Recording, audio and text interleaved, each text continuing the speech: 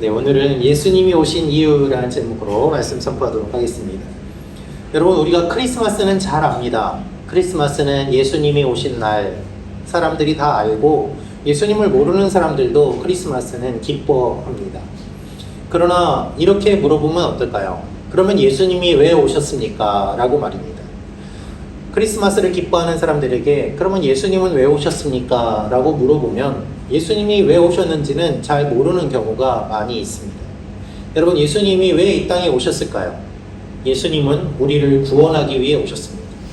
여러분, 구원이란 무엇입니까? 구원이란 건짐받다라는 뜻이에요. 내가 지금 처해 있는 이 상황에서 다른 곳으로 옮겨가는 것, 그것이 구원입니다. 내가 물에 빠졌습니다. 물에 빠져 가라앉아 갑니다. 그런데 구원은 무엇입니까? 물 밖으로 나오는 것입니다. 내가 죄 가운데 있습니다. 죄에서 벗어나지 못합니다. 구원이란 무엇입니까? 죄에서 벗어나는 것입니다. 내가 몸이 아픕니다. 나을 수가 없습니다. 구원이란 무엇입니까? 우리의 몸이 회복되는 것입니다. 우리의 관계가 회복되고 우리의 몸이 회복되고 우리가 어둠 속에 있다가 빛으로 옮겨지는 것, 절망과 좌절 속에 있다가 소망으로 옮겨지는 것, 우리 지금 현실에서 다른 처지로 옮겨지게 되는 것, 건짐받는 것, 그것이 구원인 것이죠. 여러분, 내 힘으로는 나올 수 없어요. 누군가가 나를 건져 주어야 됩니다. 그렇기 때문에 예수님이 우리에게 찾아오신 것입니다. 우리의 유일한 구원은 오직 예수 그리스도밖에 없습니다. 여러분, 예수님이 우리를 아시고 예수님이 우리를 찾아오세요. 예수님이 우리의 이름을 부르시고 예수님이 우리의 이름을 불러주시고 우리와 함께 하십니다. 그래서 우리를 건져주시고 이전과는 다른 삶을 살게 하십니다. 이것이 구원인 것이죠. 나를 미워했던 내 자신과 화해하게 되고 깨어졌던 인간관계가 회복되고 무엇보다도 하나님과 원수되었던 우리가 하나님의 자녀로 살아갈 수 있게 되는 것, 이것이 구원인 것입니다. 오늘 말씀을 보면 예수님께서 한 사람을 만나주시는 내용이 기록되어 있습니다. 여러분, 이 사람은 화려해 보이는 삶을 살았지만 실은 내면은 깊은 고독과 고통 속에 지내고 있었습니다. 깊은 공허 가운데 지냈습니다. 부자요, 또한 권력자였지만 사람들은 그를 비난하고 조롱하였습니다. 그럴수록 그는 더욱더 권력에 집착합니다. 부를 쌓아갑니다. 그럼에도 불구하고 그의 삶은 만족이 없어요. 여러분의 삶은 어떠십니까? 누군가가 여러분을 보았을 때 여러분도 부족함이 없어 보일 수 있습니다. 안정돼 있고 홍콩에 오래 살았고 영주권도 있고 집도 있고 자녀도 다 키웠고 남들이 보기에는 부족함이 없어 보이는 그와 같은 인생일 수 있습니다. 그러나 겉으로는 문제가 없어 보이더라도 속으로 누구에게도 말 못할 고민과 아픔으로 남모르게 눈물 흘리며 잠 못 지새우는 밤이 많이 있지는 않습니까?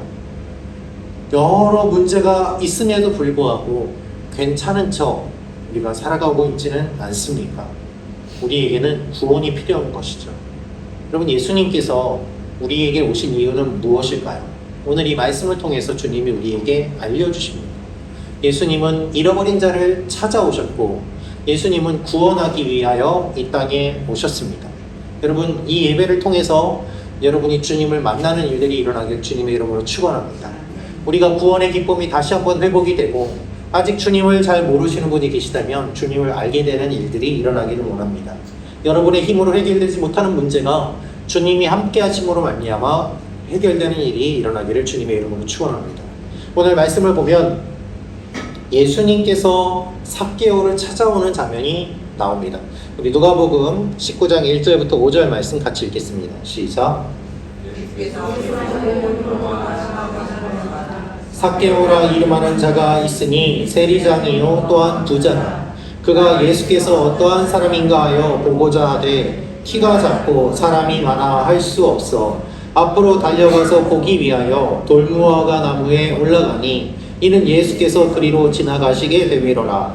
예수께서 그곳에 이르사 쳐다보시고 이르시되 삭개오야 속히 내려오라. 내가 오늘 네 집에 유하여야 하겠다 하시니. 아멘.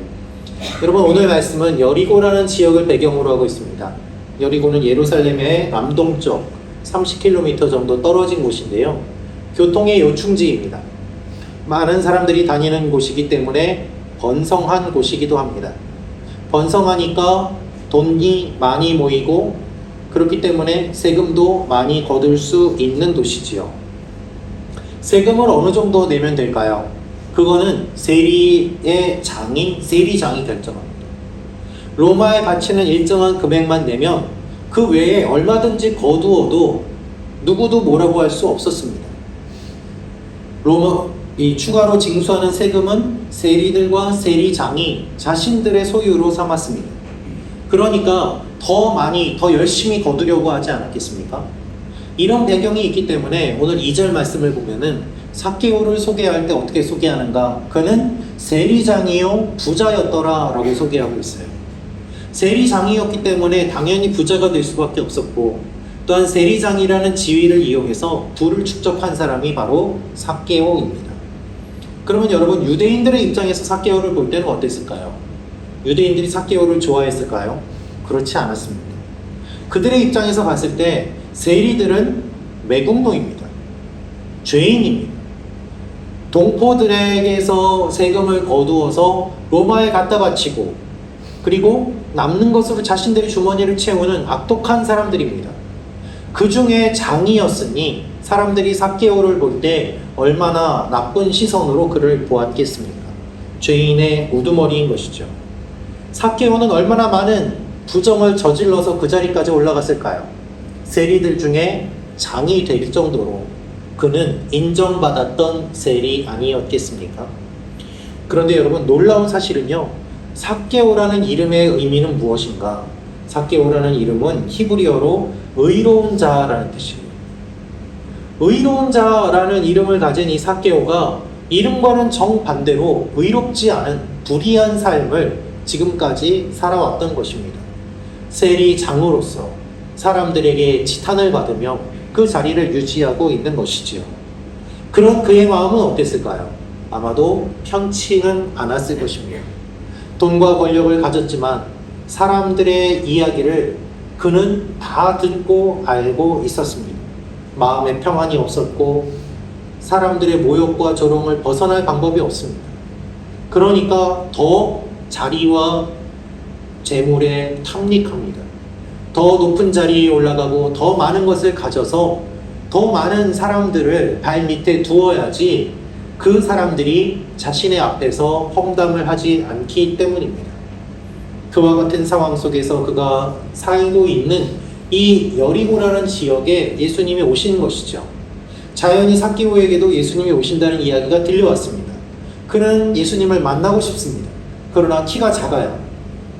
군중이 예수님을 둘러싸서 예수님을 볼 수 없습니다. 세리장으로 미움받는 그가 예수님을 따로 초청할 수도 없습니다. 그는 당시의 성인 남성이 나무에 오르는 것은 체면을 구기는 행동이었음에도 불구하고 개의치 않고 나무 위로 올라가서 예수님을 기다립니다. 예수님이 지나가는 길목에 먼저 가서 나무 위에 올라가서 예수님이 올 것을 기다렸던 것이죠. 여러분, 예수님 주위에 사람들이 둘러싸고 있는데요, 그는 그 사람들과 키가 달리 작았기 때문에 나무 위에 올라가서 볼 수밖에 없어요.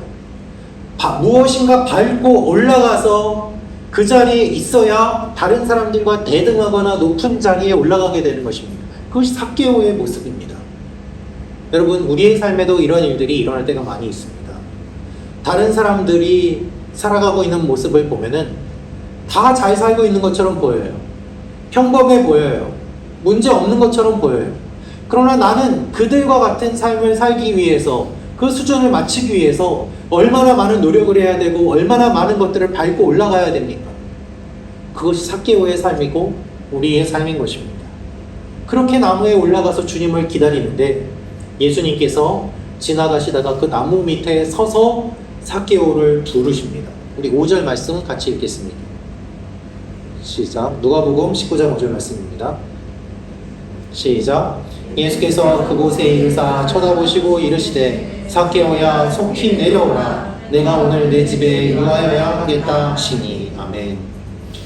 여러분 원어를 보면요, 예수님이 정확한 때에 정확한 장소에 오셨음을 이야기합니다. 삭개오가 있는 그 나무, 여러 사람들이 둘러싸고 있는데 그 사람들과 같이 이동하시다가 예수님은 바로 그 나무 밑에 오셔서 삭개오를 쳐다보시고 말씀하세요. 삭개오야, 내려와라. 여러분, 삭개오가 주님을 부르기 전에 주님이 삭개오의 이름을 먼저 아십니다. 삭개오의 이름을 불러주십니다. 이 이름을 불러주시는 것이 구원의 시작이에요. 예수님 말씀하세요. 내가 내 집에 오늘 유하여야 되겠다. 이 말씀은 반드시예요. 반드시. 내가 오늘 꼭 반드시 너의 집에 머물러야 되겠다. 삭개오가 바로 잃어버린 사람이기 때문입니다. 우리 누가복음 19장 10절 말씀 같이 읽겠습니다. 시작. 인자가 온 것은 잃어버린 자를 찾아. 여러분, 예수님이 이 말씀을 통해서 짐작해 볼 수 있는 것은 여리고에 오신 이유가 무엇인가? 잃어버린 자, 즉 삭개오를 만나기 위해서 오신 거예요. 30km나 떨어진 그곳에 예수님께서 수많은 사람들이 있음에도 삭개오의 이름, 그 이름 하나 불러주십니다. 그를 만나주십니다. 그의 집에 거한다고 하십니다. 삭개오가 예수님을 만나기 위해서 나무에 올라갔지만 이미 예수님은 삭개오를 먼저 아셨고 삭개오의 이름을 아셨고 그의 이름을 불러주십니다. 예수님의 마음속에는 먼저 삭개오가 있었던 거예요. 그래서 여리고까지 오신 것이죠. 여러분, 구원은요, 예수님이 우리를 찾아오시는 것입니다. 예수님은 높고 높은 하늘 보좌를 버리시고 낮고 낮은 이 땅에 오셔서 우리를 만나 주십니다. 예수님이 이 땅에 태어나신 이유는 무엇입니까? 우리를 만나기 위함입니다. 여러분, 여러분이 예수님 믿으시는 것 같죠? 여러분이 우리 교회에 오신 것 같죠? 여러분이 이 자리에 나오신 것 같죠? 아닙니다. 하나님이 이미 여러분을 아세요. 예수님이 이미 여러분을 불러주세요. 이 홍콩에 수많은 사람들이 있는데 하나님께서 우리의 이름을 불러주시고 현아 불러주셔서 이 자리에 나오게 하시고 예배드리게 하시고 우리의 마음을 움직여주시고 이끌어주세요. 그래서 우리가 이 자리에 나와 있는 것은 우연이 아니에요. 내가 예배 시간이 맞아서 내가 이 자리에 올 수밖에 없어서 내가 평소에 나오는 예배니까 그래서 나온 것이 아니라 하나님께서 우리의 모든 상황과 환경을 인도해 주셔서 우리를 여기에 이끌어 주신 것입니다. 요한복음 15장 16절 말씀 같이 읽겠습니다. 시작. 택한 것이 아니요 내가 너희를 택하여 세웠나니 이는 너희로 가서 열매를 맺게 하고 또 너희 열매가 항상 있게 하여 내 이름으로 아버지께 무엇을 구하든지 다 받게 하려 함이라. 아멘. 여러 종교 있는데 내가 이 기독교 하나 내가 골라서 내가 예배도 드려주고 헌금도 드려주고 모임에 와줘서 내가 그렇게 구원받는 것이 아니라는 거예요. 주님께서 나를 먼저 아시고 불러주시고 이끌어주십니다. 먼 지역인 여리고로 손가락질 받는 죄인인 삭개오를 주님이 아시고 찾아오십니다. 이름과 어울리지 않는 삶을 사는 사람, 많은 죄를 짓고 겉으로는 화려하지만 속은 골마서 어쩔 줄 모르는 이 사람을 찾아오시는 것이죠. 여러분, 여러분의 삶은 어떠십니까? 정말 예수님이 없어도 잘 살고 계십니까? 잘 사실 수 있습니까? 여러분이 해결하지 못하고 바꾸지 못하는 문제로 고민하며 잠 못 이루고 있지는 않습니까? 키가 작은데 어떻게 이 문제를 해결합니까? 할 수 없는 이 상황 속에서 삭개오는 몸부림을 쳤어도 바뀌지가 않았습니다. 그의 존재 속에는 언제나 공허함만 있었어요. 주님이 그를 만나주십니다. 이것이 구원이죠.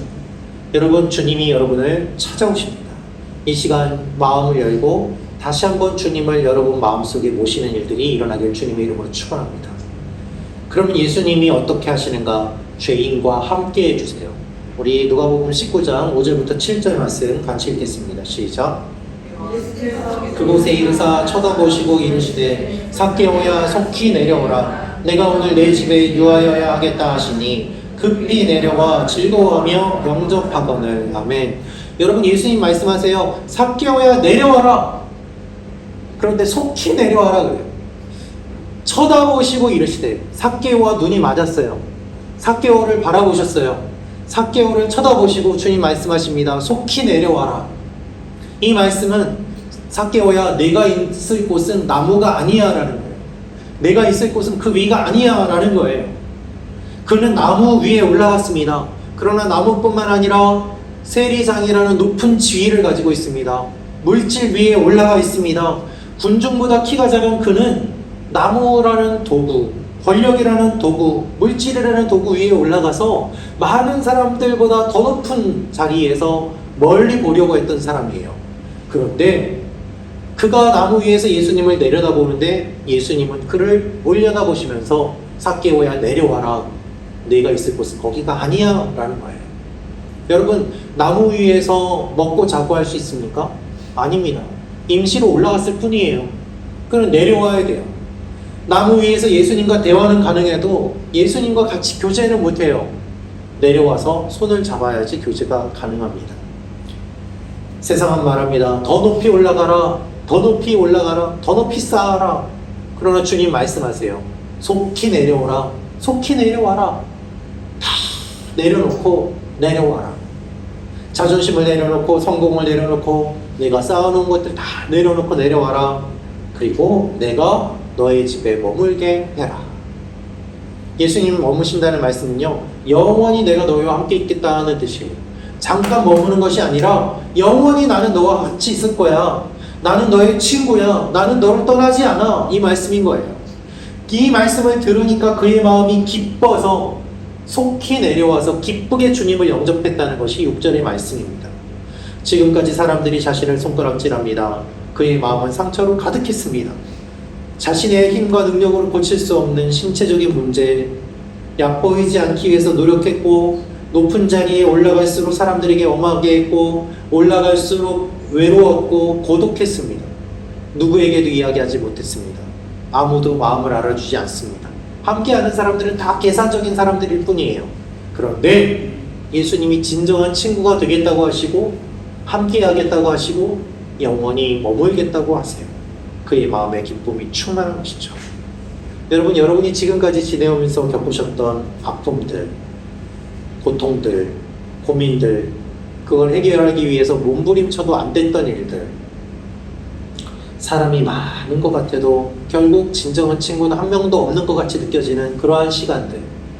여러분, 연락처는 많이 있지만 내가 전화해서 내 마음을 이야기 나눌 그 한 사람을 찾지 못해 눈물 흘리며 전화기만 붙잡고 있던 그와 같은 시간들이 우리에게도 있지 않습니까? 그런데요, 이런 우리에게 주님이 찾아오셔서 친구가 되어주세요. 홍콩이라는 곳에 살고 있는 우리는 더 그렇죠. 인간관계가 더 좁지 않습니까? 더 외로움을 느낄 수밖에 없지 않습니까? 관계의 어려움을 겪으면 피할 곳이 없어요. 어디를 가도 그 사람을 또 만나요. 저기 가도 그 사람이 또 있어요. 계속 있을 수밖에 없어요. 같이 지낼 수밖에 없어요. 불편해요. 내 진정한 친구를 찾기가 어려워요.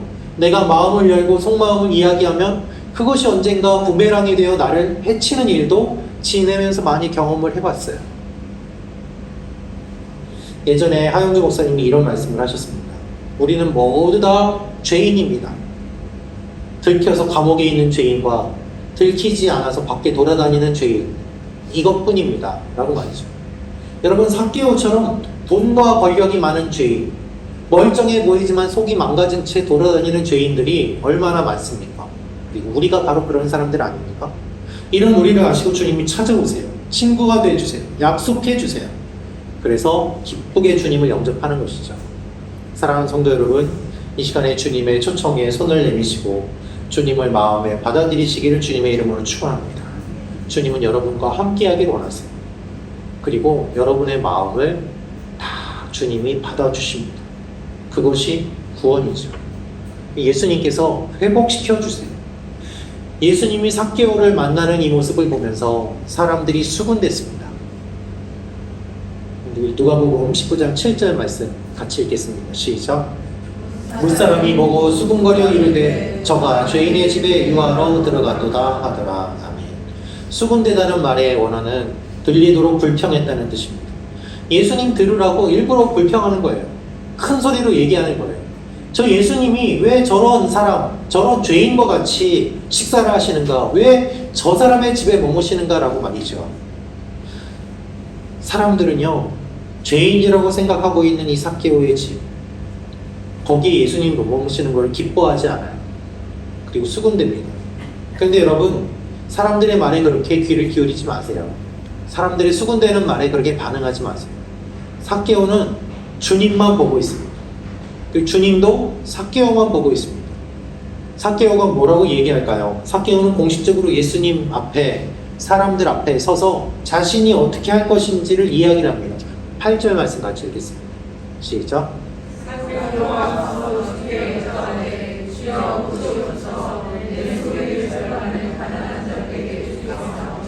만일 누구의 것을 속여 빼앗은 일이 있으면 내 갑절이나 갚겠나이다. 아멘.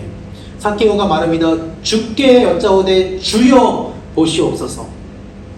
자기의 권력의 주인이 아니라, 돈이 주인이 아니라 예수님 보고 주여라고 외치면서 그의 주인이 바뀌었음을 선포해요. 주님, 주인이 바뀌었으니까 그가 무엇이라고 이야기합니까? 내 소유의 절반을 가난한 자들에게 주겠습니다. 돈이 주인이 아니니까 이제는 돈을 아까워하지 않아. 그냥 주님이 주인이니까 돈이 밀려나서 자신이 주님의 뜻에 합당한 삶을 살기 위해 이렇게 하겠습니다 라고 주님 앞에 고백합니다. 여러분, 구원은 주인이 바뀌는 것입니다. 내가 주인이었던 삶에서 예수님이 주인인 삶으로, 돈과 권력이 주인이었던 삶에서 주님이 주인이 되는 삶으로 그가 변화할 것을 약속합니다. 이것을 회개라고 합니다. 하나님 앞에서 눈물 흘리는 감정적인 것이 아니라 삶의 변화를 고백합니다. 그렇게 그가 이야기하는 것이 무엇인가 하면 나누어 주겠다는 것이죠.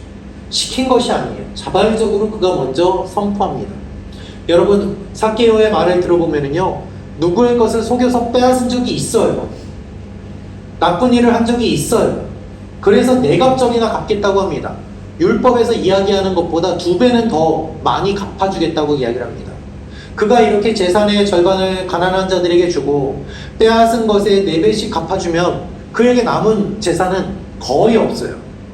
그래도 불구하고 그는 주님을 따르겠다고 고백합니다. 예수님이 더 중요한 것이죠. 거짓으로 쌓은 것을 내려놓고 진실한 삶을 찾아서 새로운 삶을 살아가기로 결심하는 거예요. 이런 글을 보고 예수님께서 9절에 이렇게 말씀하십니다. 같이 읽겠습니다. 19장 9절 말씀. 제가 읽어드릴게요. 예수께서 이르시되 오늘 구원이 이 집에 이르렀으니 이 사람도 아브라함의 자손이니로다. 여러분, 여기에 구원이 임했어요. 그래서 이제는 그의 이름에 걸맞는 의로운 자의 삶을 살아갑니다. 우리 고린도후서 5장 17절 말씀 같이 읽겠습니다. 시작.